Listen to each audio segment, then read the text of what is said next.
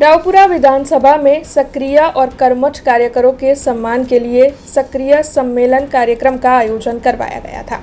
गुजरात विधानसभा के मुख्य दंडक और साथ ही रावपुरा के विधायक बालकृष्ण शुक्ल की ओर से रावपुरा विधानसभा में सक्रिय सम्मेलन कार्यक्रम का आयोजन करवाया गया था। दरअसल रावपुरा विधानसभा इलाके के सक्रिय और साथ ही कर्मठ कार्यकरों के सम्मान के लिए ये सक्रिय सम्मेलन कार्यक्रम आयोजित हुआ था। इस कार्यक्रम में वार्ड नंबर 1, 2, 3, 7, 14, 15 और 16 के कार्यकर बड़ी तादाद में मौजूद रहे थे। 300 से ज्यादा कार्यकर थे जिनका इस दौरान सम्मान किया गया था।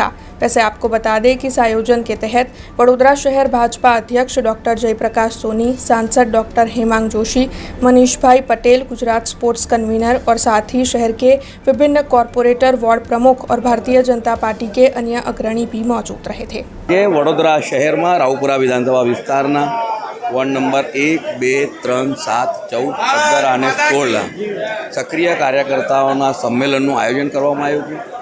ए सम्मेलन में खास अमदावादथी कार्यकर्ताओं मार्गदर्शन आपवा माटे अमरा मनीष भाई पटेल और पार्टीना अमरा अध्यक्ष डॉक्टर जयप्रकाश भाई सोनीना अध्यक्षता में कार्यक्रम थयो।